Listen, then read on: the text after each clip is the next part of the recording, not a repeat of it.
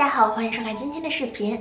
今天的视频呢，想来和大家开箱测评一下爱馬仕最新发售的妆前乳和粉底液。这两个产品呢，我真的是自从听说今年开始发售之后就很期待了，因为我是一个底妆爱好者，而且很喜欢呢做一些长时间的持妆测评，来看看这瓶粉底液它的持久力如何。今天呢，也来和大家分享一下这两款新产品我的一个使用感受，还有它的持妆效果。那先来跟大家分享一下他们家的妆前乳。妆前乳的瓶身呢，我觉得设计是非常的简约大方，上面呢有他们家金色的这个浮雕 logo。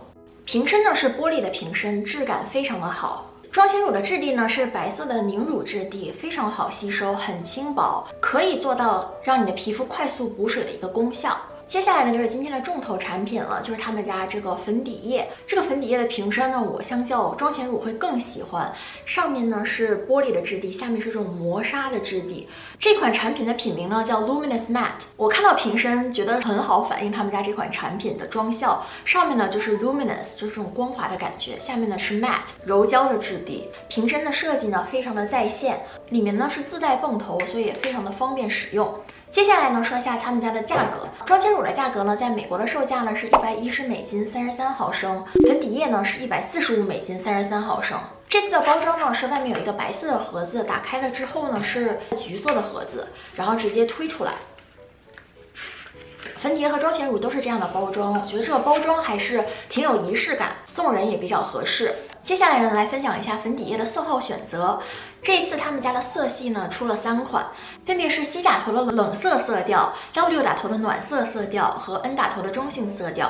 05C 呢是這一次最白的色號，接下來呢是07N。然後是11W、13C、21N， 後面呢還有非常多的色號。其實我覺得他們家這個官網圖還是挺準確的，你可以根據你看到這個圖片，然後你覺得你膚色比較接近的呢，然後去選色號。當然了，最好的還是你可以靠專櫃去試一下。我這次選的呢是11W， 我是屬於黃一白，然後在我臉上我覺得是非常好的，可以融合到我的膚色裡面。如果你是什麼粉底液色號都選最白的呢，可以嘗試一下05C 或者07N。如果你的皮膚裡呢是多一些暖調、黃調或者杏調，你可以選 W 為結尾的。如果你的皮膚偏冷色調，可以選 C 或者 N 結尾的。官方稱呢，這一款粉底液可以達到持妝16個小時，所以今天呢也跟大家做一下粉底液的實測。我們來看一下這款粉底液的持妝能力如何。那就廢話不多說，我們直接跳到我素顏上妝的環節吧。Hello， 現在呢就是我全素顏的狀態了。可以看到我的整體膚色是稍微有點不均勻。我是混油皮，在秋冬天的時候兩頰會偏乾一點，然後 T 區出油還出的蠻多的。在臉頰這裡呢，我還有一點斑點，所以這個是需要遮瑕的部分。第一步呢，先來上他們家新出的這個妝前乳。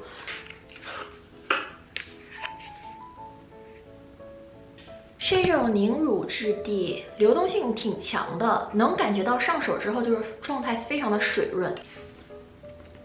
上臉了以後有淡淡的香味，先上一邊。這個妝前乳非常的輕薄，上臉了之後明顯的感覺到這邊比這邊的皮膚要光澤感變強一點，而且上臉真的能感覺它很水潤，有一種精華的感覺。這是上一層的狀態。它的覆蓋力很強，所以上了之後感覺皮膚的每個毛孔都吸進水了。那兩邊臉我都上好這個妝前乳了，妝前乳的使用感還是非常好的，很輕薄，很好吸收。接下來呢，來上他們家的粉底液。這個粉底液的流動性比較弱，基本上不怎麼流動。推開的時候真的感覺它非常絲滑，像絲綢一樣縱享絲滑的感覺，質地非常的好，非常輕薄的感覺。然後來上到半邊臉看一下，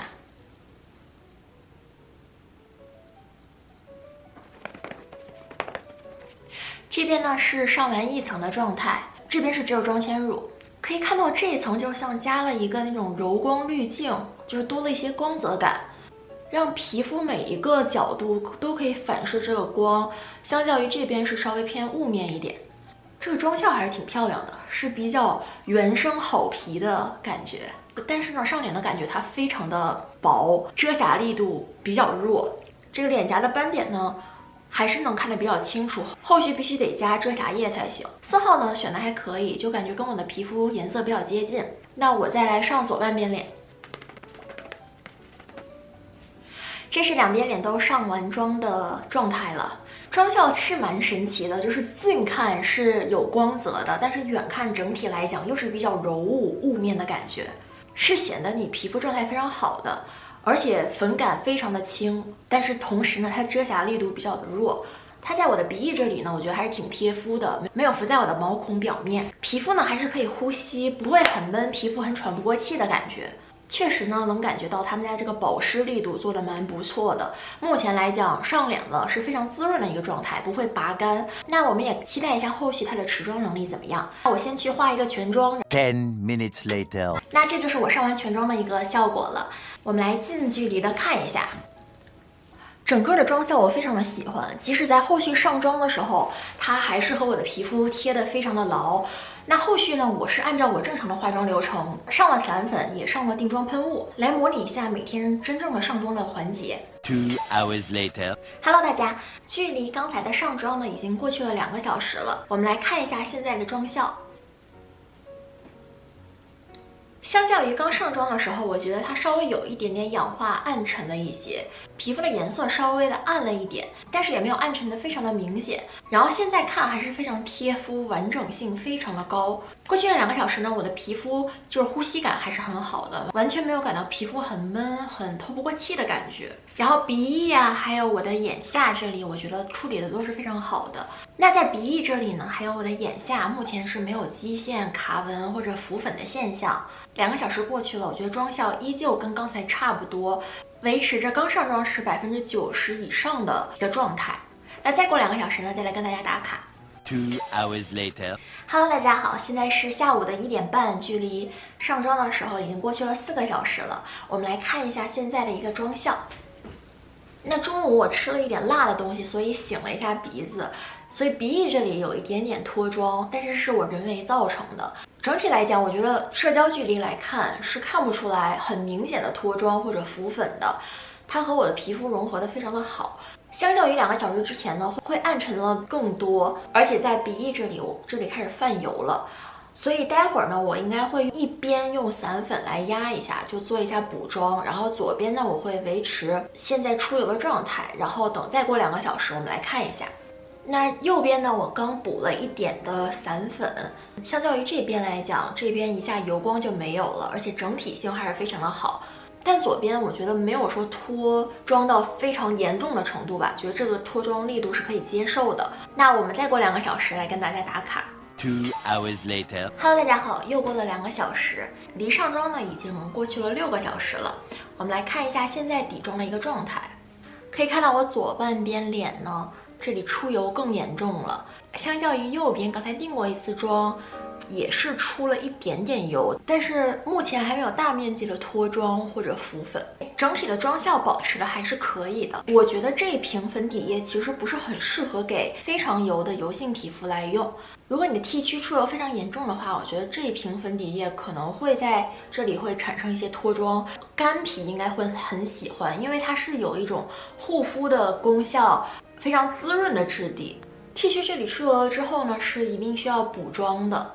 這是我2個小時之前上過一層散粉的狀態，這個是6個小時什麼都沒有上的狀態。那我們再等2個小時之後呢，來跟大家做最後的總結。2 hours later， Hello， 大家，那距離上妝呢已經過去了8個小時，今天是最後一次跟大家做妝容的打卡了。過了8個小時呢，確實就是鼻翼這裡泛油比較嚴重了，左邊這裡真的冒了很多的油，右邊的鼻翼這裡也有一點斑駁了。雖然呢右半邊臉中間補過一次妝，但是現在呢也有點不持久，妝效沒有那麼的平整光滑了。那視頻的最後呢，來跟大家做一個總結吧，講一下我今天第一次用這2款產品的一個心得。這個妝前乳的質地我很喜歡，非常的水潤輕薄，上臉了很好吸收。後續疊加他們家自己品牌的粉底液呢，能起到一個1+1大於2的作用。但是對於它的價格來講，我覺得確實可以找到比它更平價、跟它質地差不多的產品。那再來講講這款粉底液，這款粉底液呢，主打的呢是這裡面添加了非常多的保濕養膚成分，比如說像透明質酸啊，還有白香果提取物以及絲綢的成分都在裡面有添加，所以可以讓你的皮膚在上妝的時候呢達到一個護膚的效果。就它的妆效而言呢，我觉得保持的还是不错的，4到6个小时妆容基本上可以保持刚上妆时候的样子。如果是干皮的话，我觉得会更适合这款粉底液。如果是特别油的油性皮肤呢，这款可能持妆力度没有很强。而且要说的是，他们家这个粉底液真的挺轻薄的。如果你是脸上瑕疵比较多的话，后续确实要加遮瑕才行。正好呢，来跟大家测试一下它的氧化程度，挤一点在手上。下半张脸呢，我又叠加了他们家这个粉底液。确实有一点轻微的氧化吧，但也没有说差到一个色号的样子。这个色号我觉得還可以，就是如果你是皮膚跟我的色調差不多，可以選擇11W。如果你想稍微提亮一點的呢，就可以往07N 或者05C 去選。總體來講呢，我可以給這瓶粉底液打一個8.5分吧。1.5分就差在它的遮瑕力度沒有特別的強，不是特別的持妝。總體來講，這瓶粉底液比較適合你本身皮膚狀態就不錯，瑕疵比較少，這樣你上妝了之後還是能保持你原生感偽素顏的皮膚的狀態。